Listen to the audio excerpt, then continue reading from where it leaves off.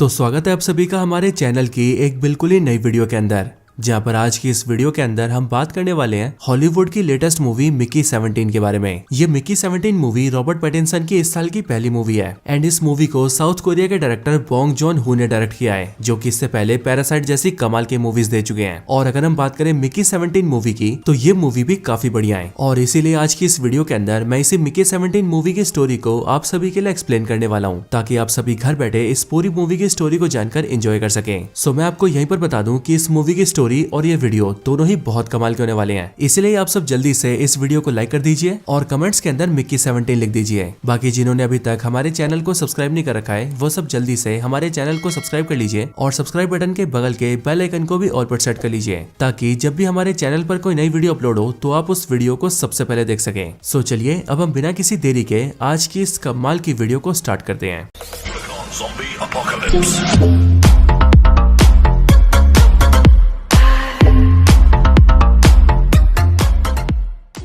तो Mickey 17 movie की starting होती है एक फ्यूचरिस्टिक दुनिया से, यानी कि एक ऐसी दुनिया से जो कि अभी की दुनिया के मुकाबले काफी ज्यादा फ्यूचर से बिलोंग करती है। हम ये देखते हैं कि इस फ्यूचर की दुनिया में सब कुछ काफी एडवांस है, लेकिन एडवांस होने के बावजूद भी इस दुनिया की हालत बहुत खराब है और इस दुनिया में रहने वाले लोगों की हालत बद से बदतर होती जा रही है। और ऐसा इसीलिए क्योंकि इतने सालों के अंदर ह्यूमंस ने दुनिया के सारे रिसोर्सेज को यूज कर लिया है और इसीलिए अब रिसोर्सेज खत्म होने की कगार पर आ चुके हैं, जिस वजह से दुनिया ह्यूमंस के रहने लायक नहीं बची है और ह्यूमंस यहाँ पर बड़ी मुश्किल से रहते हैं। लेकिन अब इसके बाद ही इसी दुनिया के अंदर हम मिलते हैं हमारी कहानी के मेन कैरेक्टर से, जिसका नाम है मिकी। और ये मिकी और कोई नहीं बल्कि एक्टर रॉबर्ट पैटिंसन है। हम ये देखते हैं कि रॉबर्ट पैटिंसन यानी कि मिकी अपने एक दूसरे दोस्त के साथ रहता है, जिसका नाम है टीमो। और मिकी और ये टीमो दोनों ही बहुत गरीब है, लेकिन गरीब होने के बाद भी मिकी और टीमो दोनों ये डिसाइड करते हैं कि वो लोग आपस में मिलकर एक छोटा सा बिजनेस खोलेंगे, ताकि बिजनेस करके उनके पास भी कुछ पैसे आ सके। अब अपने इसी छोटे से बिजनेस को करने के लिए मिकी और टीमो दोनों मिलकर एक लोन शार्क से लोन लेते हैं। और ये लोन शार्क्स बेसिकली ऐसे लोग होते हैं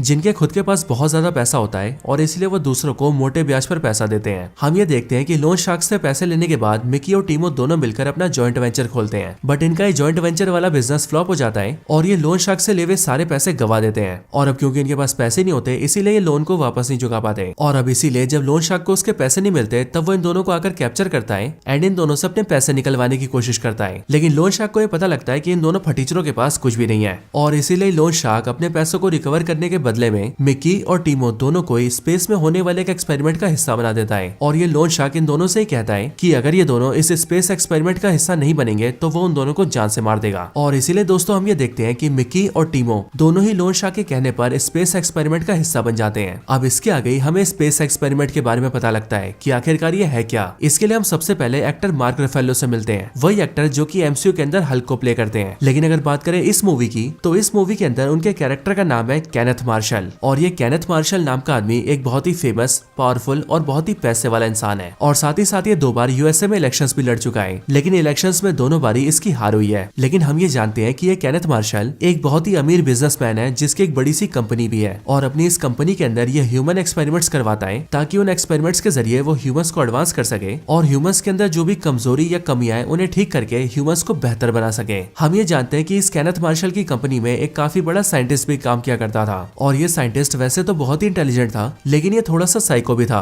क्योंकि इसे होमलेस और गरीब लोगों से बहुत नफरत थी, जिस वजह से जब भी किसी बेघर इंसान को देखता था तब ये उसे बहुत ही बेरहमी से जान से मार देता था। लेकिन ये साइंटिस्ट केनेथ मार्शल की कंपनी में काम करने के दौरान एक ह्यूमन मल्टीपल प्रोजेक्ट के ऊपर काम करना स्टार्ट करता है, जो कि बेसिकली एक ऐसा प्रोजेक्ट होता है जिसके अंदर किसी ह्यूमन के बॉडी पार्टिकल्स को लेकर, जैसे कि ब्लड, उसका फ्लैश या फिर डीएनए को लेकर उसके लिए एक बिल्कुल ही नई बॉडी को क्रिएट किया जाता है और ह्यूमन की बॉडी में जो भी कमियां होती है उसकी नई बॉडी में वो सारी कमियों को दूर कर दिया जाता है। और ये वाला प्रोजेक्ट इसीलिए कंडक्ट किया जाता है ताकि ह्यूमंस की सारी कमियों को दूर करके उन्हें बेहतर बनाया जा सके। लेकिन दोस्तों हम ये देखते हैं कि ये जो साइको साइंटिस्ट इस प्रोजेक्ट के ऊपर काम कर रहा होता है, वो चुपके से सीक्रेटली अपने जैसे 2 क्लोन्स को क्रिएट कर लेता है। और अब क्योंकि उसके दोनों बॉडी क्लोन्स उसके जैसे होते हैं, इसीलिए वो लोग भी शहर में घूम घूम कर सारे गरीब और बेघर लोगों को जान से मारने लगते हैं। और अब क्योंकि ये वारदात बहुत ही ज्यादा बढ़ जाती है, इसीलिए तहकीकात करके इस बात का पता लग जाता है कि इन सारी चीजों के पीछे ये साइको साइंटिस्ट ही है। साथ ही साथ ये बात भी बाहर आ जाती है कि इसने अपने जैसे 2 ह्यूमन क्लोन्स बना रखे हैं और इसीलिए इन सारी चीजों का खुलासा होने के बाद ही सरकार इस प्रोजेक्ट को ह्यूमैनिटी और दुनिया के लिए खतरा समझती है और ऐसी कोई ट्रेजेडी दोबारा ना हो उसके लिए इस प्रोजेक्ट को बैन कर देती है।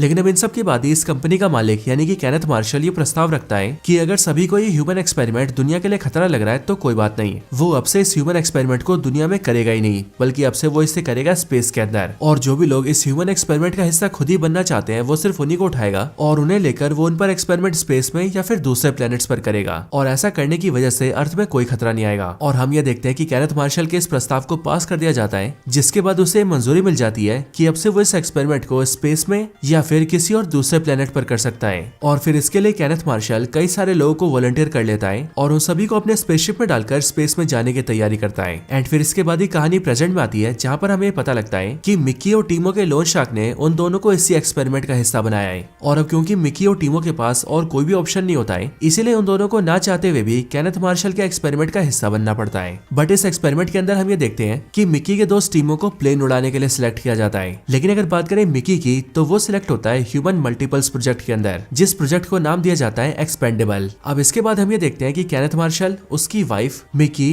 टीमो और उनकी तरफ बहुत सारे वॉलंटियर्स मिलकर सबके सब स्पेसशिप में आते हैं और एक साथ स्पेस की ओर निकल जाते हैं। अब इनका स्पेसशिप स्पेस में आ जाता है और फिर स्पेस में आने के बाद ही केनेथ मार्शल अपनी वाइफ के साथ मिलकर सभी वॉलंटियर्स के सामने आता है और उन सबके सामने अपनी स्पीच देते हुए उन सबको बताता है कि अब उन सभी का स्पेसशिप स्पेस के अंदर है और अब यहाँ से वो लोग सीधा एक बर्फ से भरे हुए प्लेनेट की ओर जा रहे हैं, जिस प्लेनेट का नाम है नाइफलहाइम। और वो लोग स्पेस में जिस एक्सपेरिमेंट को पूरा करने आए हैं वो एक्सपेरिमेंट वो लोग नाइफलहाइम पहुंच कर ही करेंगे। साथ ही साथ वो लोग नाइफलहाइम पर यह भी एक्सपेरिमेंट करेंगे कि क्या वो प्लेनेट ह्यूमंस के रहने लायक है या फिर नहीं, और अगर वो ह्यूमंस के रहने लायक है तो फिर जल्दी से जल्दी ह्यूमंस को वहां पर बसा दिया जाएगा। लेकिन ये नाइफलहाइम नाम का जो प्लेनेट है वहां तक पहुंचने में उन सबकी स्पेसशिप को 4.5 साल लगेंगे और इसीलिए 4.5 सालों तक उन सभी को इस स्पेसशिप का हिस्सा बनकर रहना है। वैसे दोस्तों मैं आपको बता दूं कि स्पेस के अंदर जो भी प्लैनेट्स हैं उनकी दूरी बहुत ज्यादा है, स्पेशली अगर हम किसी ऐसे प्लैनेट की बात करें जिसका एनवायरनमेंट अर्थ की तरह हो तो वहां तक पहुंचने में ह्यूमंस को आराम से 4-5 साल तो लग ही जाएंगे और इसीलिए उस हिसाब से यह 4.5 साल का टाइम बिल्कुल सही दिखाया गया है। अब दोस्तों स्पेसशिप के अंदर हम ये देखते हैं कि मिकी यहाँ पर अपनी तरह कई सारे वॉलंटियर से मिलता है, लेकिन उन सबके पीछे यहाँ पर एक लड़की भी होती है जिसका नाम होता है नाशा। और नाशा से मिलने के बाद ही मिकी और नाशा दोनों दोस्त बन जाते हैं। देन उन दोनों के बीच प्यार हो जाता है और फिर इसीलिए वो दोनों साथ में रहना स्टार्ट कर देते हैं। वो दोनों रहते साथ हैं, खाते साथ हैं और यहाँ तक कि सोते भी एक साथ हैं। बाकी अब क्योंकि मिकी ह्यूमन मल्टीपल्स एक्सपेरिमेंट का भी हिस्सा है, यानी कि वो एक एक्सपेंडेबल है, इसीलिए हम ये देखते हैं कि स्पेसशिप के अंदर ही मिकी का स्कैन होता है और उसकी बॉडी के पार्टिकल्स को लेकर उसकी बॉडी का प्रिंट तैयार किया जाता है, ताकि जब एक्सपेरिमेंट के दौरान मिकी की मौत हो जाए तब उसकी बॉडी का प्रिंट तैयार करके नए मिकी को जिंदा किया जाए। और ये चीज बिल्कुल वैसे ही है जैसे आप सभी ने मूवी के ट्रेलर के अंदर देखा है। एंड दोस्तों यहाँ पर एक्सपेरिमेंट के अंदर मिकी की जितनी बार भी मौत होगी और जितनी बार उसके नए बॉडी के प्रिंट्स को तैयार किया जाएगा, उतनी बार ही वो वाला मिकी अपने पुराने वाले मिकी से एडवांस होगा। यानी कि बस यूं समझ लीजिए कि नया वाला मिकी पुराने वाले मिकी का अपग्रेडेड वर्जन होगा।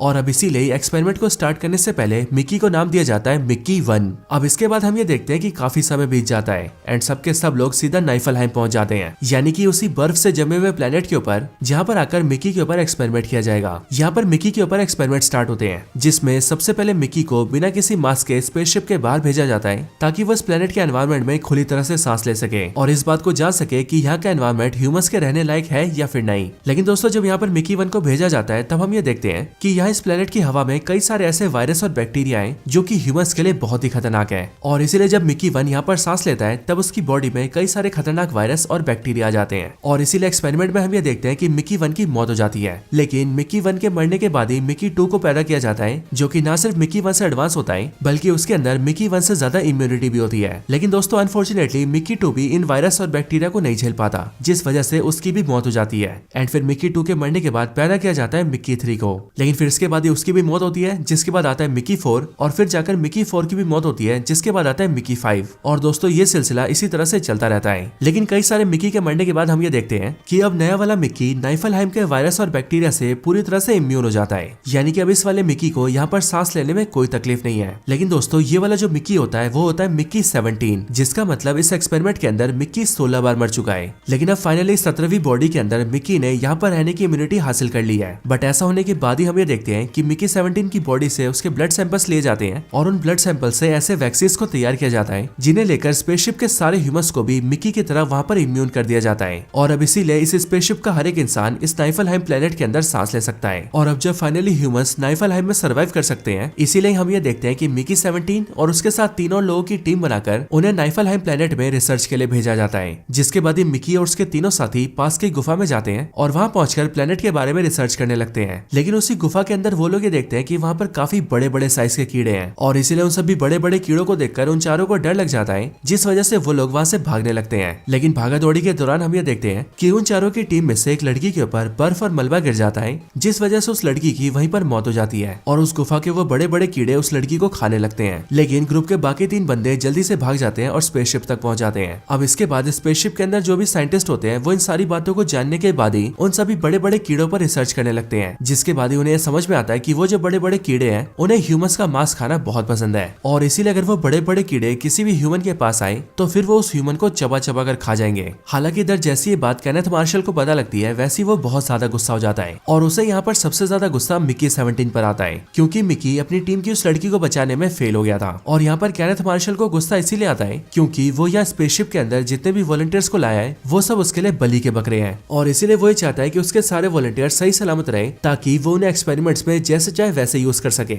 लेकिन अब इसके बाद ही केनेथ मार्शल मिकी 17 को उस गुफा में फिर से भेजता है और वो मिकी 17 से कहता है कि वो गुफा के अंदर से उन सब कीड़ों में से एक कीड़े को उसके पास लेकर आए ताकि वो उस कीड़े पर एक्सपेरिमेंट कर सके। और वो गुफा के अंदर मिकी को इसलिए भेजता है क्योंकि उसे पता होता है कि अगर मिकी मारा गया तो वो लोग उसका क्लोन फिर से बना लेंगे। अब दोस्तों इसके बाद ही हम ये देखते हैं कि मिकी फिर से उस गुफा के अंदर जाता है, लेकिन वहाँ पर मिकी का पैर फिसल जाता है और वो गुफा के काफी अंदर चला जाता है। और वहाँ पहुंचने के बाद ही वो देखता है कि वहाँ पर बहुत सारे बड़े बड़े कीड़े हैं और उन सभी बड़े बड़े कीड़ों में एक कीड़ा ऐसा भी है जिसका साइज बहुत ज्यादा बड़ा है एंड ये बड़े वाला कीड़ा इन सभी कीड़ों में सबसे बड़ा है। और अब ये बड़ा वाला कीड़ा धीरे धीरे करके मिकी 17 के पास आता है और उसके पैरों को जकड़ लेता है और साथ ही साथ उसके अगल बगल में बहुत सारे छोटे छोटे कीड़े भी आ जाते हैं। इसलिए उन सबको देखकर मिकी को ऐसा लगता है कि अब वो सब मिलकर उसे खा जाएंगे। और वो अजीब चीज ये होती है कि कोई भी कीड़ा मिकी को खाता ही नहीं है, बल्कि खाने की बजाय वो सबके सब कीड़े मिकी को धक्का मारना शुरू करते हैं और उसे अपनी बॉडी के सहारे धीरे धीरे करके गुफा के बाहर लेकर आते हैं। और फिर कुछ टाइम बाद ही वो लोग मिकी को गुफा के बाहर सतह पर ले आते हैं और मिकी को वहाँ छोड़कर वापस चले जाते हैं। अब मिकी को ये देखकर ये समझ में नहीं आता है कि आखिरकार उन कीड़ों ने उसे खाया क्यों नहीं, और खाया नहीं ये बात तो चलो समझ में आती है, लेकिन ये बात बिल्कुल समझ में नहीं आती कि उन कीड़ों ने मिकी को गुफा के बाहर क्यों पहुंचा दिया। मानो देखने में ऐसा लग रहा था कि वो सभी कीड़े मिकी की मदद कर रहे थे,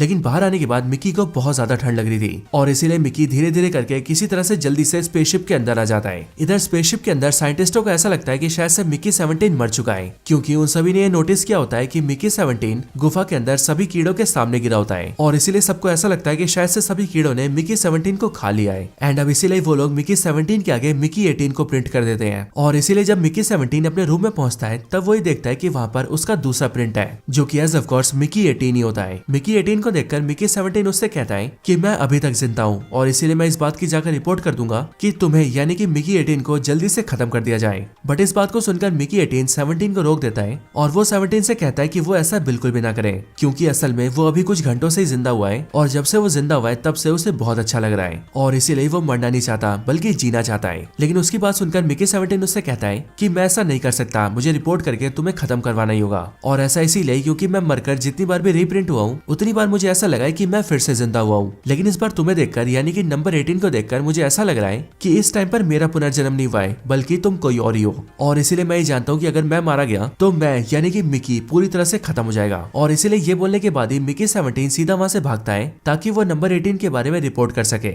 लेकिन हम ये देखते हैं कि मिकी 18 नंबर 17 को बेहोश कर देता है और उसे उठाकर सीधा उसे जलाने लेकर जाता है। लेकिन नंबर 17 को जलाने से पहले ही वहाँ पर नाशा और कुछ और लोग आ जाते हैं, जिस वजह से नंबर 18 नंबर 17 को जला नहीं पाता है। अब दोस्तों नंबर 17 और 18 को देखकर हमें पता लगता है कि जो नंबर 17 है यानी कि पुराना वाला मिकी वो काफी ज्यादा शरीफ और भोला वाला सा है, लेकिन उसी की जगह जो मिकी नंबर 18 है वो बहुत ही ज्यादा हरामी और बदमाश है। और इसीलिए नंबर 18 जब नाशा से मिलता है तब वो नाशा के साथ उसके रूम में चला जाता है, जिसके बाद उसके पीछे से नंबर 17 भी रूम में आता है और इसीलिए नाशा को ये पता लग जाता है कि मिकी का एक क्लोन जिंदा है। बट इस बात को जानकर नाशा को खुशी होती है और वो मिकी नंबर 17 और मिकी नंबर 18 दोनों को एक्सेप्ट करती है। लेकिन दोस्तों इसी टाइम पर हम ये देखते हैं कि केनेथ मार्शल की एक दूसरी एजेंट जिसका नाम काई होता है वो रूम में नाशा के साथ मिकी नंबर 17 और मिकी नंबर 18 दोनों को एक साथ देख लेती है और इसीलिए उन दोनों को देखकर वो सीधा केनेथ मार्शल के पास निकल जाती है ताकि वो उसके पास जाकर कंप्लेन कर सके। और काई को वहाँ से जाता हुआ देखकर नाशा और दोनों दोनों मिक्की भी ये समझ जाते हैं कि अगर काई केनेथ मार्शल के पास पहुंच गई तब दोनों मिक्की मारे जाएंगे, क्योंकि एक्चुअली में इस एक्सपेरिमेंट का ये रूल है कि अगर किसी एक्सपेंडेबल का क्लोन जिंदा बच गया तो उस वजह से उन दोनों को मार दिया जाएगा। और अब इसीलिए जो मिक्की 18 होता है वो ये डिसाइड करता है कि वो काई के कंप्लेन करने से पहले केनेथ मार्शल को जान से मार देगा, क्योंकि केनेथ मार्शल के मरने के बाद उन्हें सजा देने वाला कोई नहीं होगा। और इसीलिए इस तरीके से मिक्की 17 और मिक्की 18 दोनों जिंदा बच सकते हैं। एंड फिर इसके लिए मिक्की 18 सीधा गन उठाता है और केनेथ मार्शल को ढूंढकर उसे मारने के लिए निकल जाता है। लेकिन ये देखकर मिक्की 17 उसका पीछा करता है ताकि वो उसे ऐसा करने से रोक सके। इधर दूसरी तरफ हम केनेथ मार्शल को देखते हैं जो कि इस टाइम पर स्पेसशिप के हॉल में होता है और उसके साथ नाइफलहाइम प्लेनेट का एक बहुत ही बड़ा सा स्टोन होता है। और ये बड़ा सा स्टोन यानी कि पत्थर बिल्कुल काले रंग का होता है। यहाँ केनेथ मार्शल इस पत्थर को सभी को दिखाते हुए कहता है कि इस प्लेनेट का ये पत्थर काफी कीमती है और अब इसीलिए वो इसे अर्थ पर लेकर जाएगा और इसके टुकड़े टुकड़े करके बेचेगा। एंड जिस तरह से गोल्ड और डायमंड के टुकड़े बहुत ही महंगे बिकते हैं, ठीक उसी तरह से इसके टुकड़े भी बहुत महंगे बिकेंगे। अब इसके लिए केनेथ मार्शल उस बड़े से पत्थर की कटाई करवाता है, लेकिन उस पत्थर के कटते हम ये देखते हैं कि उसके अंदर से बड़ा सा कीड़ा निकलता है और ये कीड़ा असल में गुफा वाले कीड़े जैसा ही होता है और इसलिए वहाँ पर उस कीड़े को देखकर सारे लोग बहुत डर जाते हैं। लेकिन फिर तभी उसी टाइम पर वहाँ पर मिक्की 18 भी आता है और वो केनेथ मार्शल के ऊपर फायरिंग कर देता है। लेकिन उस कीड़े की वजह से सारे लोग इतना ज्यादा डर गए थे कि सभी लोगों ने वहाँ पर भगदड़ मचा दी थी और इसीलिए भगदड़ होने की वजह से नंबर 18 का निशाना चूक जाता है और केनेथ मार्शल गोली से बच जाता है। लेकिन फिर इसके बाद ही स्पेसशिप के गार्ड सामने आते हैं और वो उस कीड़े को गोलियां मार मार के जान से मार देते हैं। लेकिन उसे कीड़े के मरने के बाद ही हम ये देखते हैं कि पत्थर के अंदर से एक दूसरा कीड़ा भी बाहर आता है और लकीली उसी टाइम तक मिक्की 17 भी वहाँ पर पहुंच जाता है, जिस वजह से केनेथ मार्शल जैसे नंबर 17 को वहाँ पर देखता है वैसे वो नंबर 17 से कहता है कि वो उस दूसरे कीड़े को पकड़ ले, जिसके बाद नंबर 17 वैसे ही करता है और वो उस दूसरे कीड़े को पकड़ लेता है, जिसके बाद ही स्पेसशिप के साइंटिस्ट उस कीड़े को कैप्चर कर लेते हैं ताकि वो लोग उस पर एक्सपेरिमेंट कर सके। लेकिन दोस्तों हम ये देखते हैं कि जैसे वो दूसरा कीड़ा कैप्चर होता है वैसे अचानक से वो बहुत जोर जोर से चिल्लाने लगता है और उसके चिल्लाने की आवाज प्लेनेट पे बहुत दूर दूर तक जाती है। एंड इसीलिए दूसरी तरफ गुफा में हम ये देखते हैं कि जैसे उस कीड़े के चिल्लाने की आवाज यहाँ पर बड़े वाले कीड़े और बाकी कीड़ों को आती है, वैसे ये सारे के सारे कीड़े मिलकर गुफा से बाहर निकलने लगते हैं और सीधा स्पेसशिप की तरफ बढ़ते हैं। अब इधर जो भी साइंटिस्ट इन सभी कीड़ों की हलचल को मॉनिटर कर रहे थे वो लोग ये नोटिस करते हैं कि सारे के सारे कीड़े एक साथ मिलकर उनकी स्पेसशिप की तरफ आ रहे हैं। और अब क्योंकि वो सारे साइंटिस्ट ये भी जान चुके थे कि ये सब के सब कीड़े बहुत पावरफुल हैं, इसीलिए वो लोग उनके स्पेसशिप को तोड़कर अंदर भी आ सकते हैं, इसीलिए वो लोग जल्दी से इस बात को केनेथ मार्शल को बताते हैं। लेकिन जब ये लोग केनेथ मार्शल को ये बात बताते हैं तब हम ये देखते हैं कि केनेथ मार्शल ने इस टाइम पर मिक्की 17, मिक्की 18 और उनकी गर्लफ्रेंड नाशा को अरेस्ट कर लिया होता है और वो इसीलिए क्योंकि नंबर 18 ने उस पर फायरिंग की थी। साथ ही साथ अब उसने अपनी आंखों से भी ये देख लिया था कि नंबर 17 और नंबर 18 दोनों जिंदा है। एंड अब इसीलिए उस पर फायरिंग करने की वजह से और एक आदमी के एक से ज्यादा मल्टीपल्स होने की वजह से वो मिक्की को मारने के ऑर्डर्स देता है। लेकिन कोई मिक्की को हाथ लगाता उससे पहले नाशा चिल्लाती है और वो केनेथ मार्शल से कहती है कि साइंटिस्ट सही कह रहे हैं, वो सारे कीड़े स्पेसशिप की तरफ आ रहे हैं और उनके यहाँ आने का रीजन है ये छोटा सा कीड़ा जिसे उन लोगों ने कैप्चर कर लिया है। और अब इसीलिए केनेथ मार्शल और इस स्पेसशिप के सारे लोग बहुत बड़े खतरे में हैं। और इसीलिए नाशा केनेथ मार्शल से कहती है कि अगर यहाँ पर इन सभी को अपनी जान बचानी है तो तुम्हें जल्दी से जल्दी इस छोटे कीड़े को उन सब कीड़ों को वापस करना होगा, क्योंकि ऐसा ना करने पर वो सब के सब स्पेसशिप के अंदर घुस के उन सबको मार देंगे। लेकिन दोस्तों हम ये देखते हैं कि केनेथ मार्शल नाशा की बात नहीं मानता है एंड वो ये डिसाइड करता है कि वो मिक्की के दोनों क्लोज को बाहर भेजेगा उन कीड़ों के पास, क्योंकि उसे पता था कि उन कीड़ों ने मिक्की को कुछ नहीं किया था। और इसीलिए केनेथ मार्शल मिक्की के दोनों क्लोज से कहता है कि अगर मैंने कीड़ों के पास दूसरे ह्यूमंस को भेजा तो वो मारे जाएंगे, लेकिन उन कीड़ों ने तुम्हें कुछ भी नहीं किया था और इसीलिए तुम उन कीड़ों के पास जाओ और उन सभी को मेरे स्पेसशिप के ज्यादा से ज्यादा करीब लेकर आओ। और ऐसा इसीलिए क्योंकि मैंने अपने स्पेसशिप के अंदर एक ऐसी पावरफुल जहरीली गैस को डेवलप किया हुआ है जो कि मैं एक ही बार में इन सब कीड़ों के ऊपर छोड़ दूंगा, जिसके बाद उस गैस की वजह से ये सारे के सारे कीड़े मारे जाएंगे। लेकिन गैस की रेंज में लाने के लिए इन सब कीड़ों को स्पेसशिप के करीब लाना होगा और इसीलिए केनेथ मार्शल मिक्की के दोनों क्लोज को बाहर भेजता है। लेकिन मिक्की के दोनों क्लोज के बाहर जाने से पहले हम ये देखते हैं कि स्पेसशिप के सारे साइंटिस्टों में से एक जवान सी लड़की साइंटिस्ट सामने आती है और वो एक ट्रांसलेटर डिवाइस मिक्की 17 के हाथ में देती है और वो ट्रांसलेटर डिवाइस देते हुए वो मिक्की से कहती है कि हम सभी साइंटिस्टों ने इस डिवाइस को इन कीड़ों पर स्टडी करके डेवलप किया है और इसीलिए डिवाइस पूरी तरह से तैयार तो नहीं है, लेकिन मुझे उम्मीद है कि तुम इस डिवाइस के जरिए उन कीड़ों से बात कर पाओगे। अब मिक्की 17 इस ट्रांसलेटर डिवाइस को लेकर मिक्की 18 के साथ सीधा उन कीड़ों के पास जाता है और उन कीड़ों के पास जाकर वो सीधा उन कीड़ों के हेड से मिलता है एंड उसके पास जाकर वो अपने डिवाइस का यूज करके उससे बात करने की कोशिश करता है। और यहाँ पर मिक्की ये देखता है कि उसका ये डिवाइस काम कर रहा है, क्योंकि जो भी वो बोल रहा है वो कीड़े को समझ में आ रही है एंड कीड़ा जो भी बातें बोल रहा है वो इंग्लिश पर ट्रांसलेट होकर मिक्की को समझ में आ रही है। मिक्की उस बड़े से कीड़े से पूछता है कि आखिरकार वो इन सारे कीड़ों को लेकर स्पेसशिप की तरफ क्यों आ रहा है। जो सुनकर वो बड़ा सा कीड़ा जो कि सारे कीड़ों का बॉस होता है वो मिक्की से कहता है कि मेरे दो कीड़े बच्चे गलती से तुम्हारे स्पेसशिप में आ गए थे, लेकिन तुमने क्या किया, तुमने उनमें से एक को जान से मार दिया और एक को अभी भी बंदी बनाकर रखा है और अब इसीलिए हम सब के सब उनका बदला लेने के लिए तुम सबको मारने जा रहे हैं। लेकिन अब उसकी बात सुनकर मिक्की उस बड़े कीड़े से कहता है कि असल में जब मैं तुम्हारी गुफा में आया था तब तुमने मुझे मारा नहीं, बल्कि तुमने तुमने मेरी जान बचाई,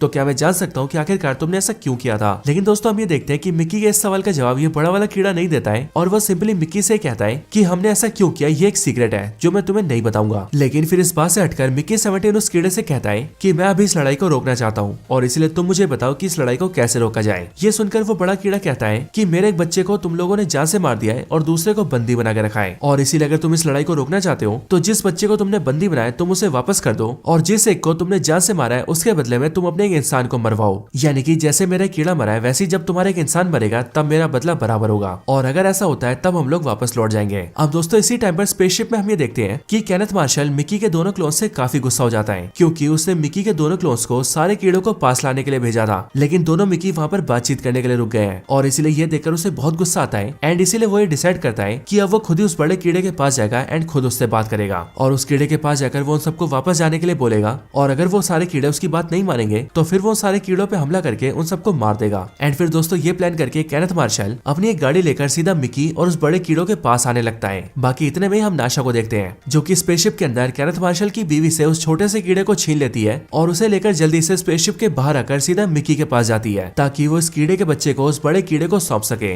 इसके बाद नाशा भागते भागते मिक्की के पास पहुंच जाती है, जिसके बाद वो लोग छोटे कीड़े को बड़े कीड़े को सौंप देते हैं, और अब इसीलिए उस बड़े कीड़े के बदले के हिसाब से उसे उसका छोटा कीड़ा तो वापस मिल चुका है, बस अब उसे चाहिए एक इंसान का बलिदान जो मिलने के बाद ही वो लोग वापस लौट जाएंगे। हालांकि फॉर्चुनेटली उसी टाइम पर केनेथ मार्शल उनके पास पहुंच जाता है, और इसीलिए जो मिक्की 18 होता है वो ये देखता है कि केनेथ मार्शल उनके काफी करीब है, और अब क्योंकि केनेथ मार्शल एक बहुत ही कमीना इंसान है इसलिए मिक्की 18 ये डिसाइड करता है कि उस बड़े कीड़े को जो इंसान का बलिदान चाहिए वो उस बलिदान के रूप में केनेथ मार्शल को ही मार देगा, जिसके बाद बड़े कीड़े का बदला पूरा होगा और वो सबके सब लौट जाएंगे। और फिर ऐसा सोचकर मिक्की 18 सीधा केनेथ मार्शल के पास जाता है एंड उससे फाइट करने लगता है। अब दोस्तों जो केनेथ मार्शल था उसने मिक्की 17 और मिक्की 18 दोनों की बॉडीज पर बॉम्ब लगा रखे थे, और उन दोनों की बॉडी का जो बम था वो उसके हाथ में फिट था, एंड इसीलिए जो मिक्की 18 होता है वो केनेथ मार्शल से फाइट करके उसके हाथ में लगे नंबर 18 वाले बॉम्ब को ब्लास्ट कर देता है, जिससे कि मिक्की 18 तो ब्लास्ट होता ही है बट उसके साथ साथ केनेथ मार्शल भी ब्लास्ट हो जाता है और वो मर जाता है, जिसके बाद ऐसा होने के साथ ही कीड़ों का बदला पूरा होता है और वो सबके सब वापस लौट जाते हैं। और फिर दोस्तों इस तरह से मिक्की 17, मिक्की 18 और नाशा तीनों मिलकर सारे इंसानों को बचा लेते हैं। और अब क्योंकि केनेथ मार्शल भी मर चुका था इसीलिए हम ये देखते हैं कि मिक्की 17 और नाशा दोनों मिलकर इस पूरे ह्यूमन मल्टीपल्स एक्सपेरिमेंट को रद्द कर देते हैं और स्पेसशिप के सभी लोगों को लेकर अर्थ पर वापस आ जाते हैं, जिसके बाद सबके सब लोग नॉर्मल लाइफ जीने लगते हैं। एंड फिर दोस्तों इसके साथ ही ये पूरी मूवी खत्म हो जाती है।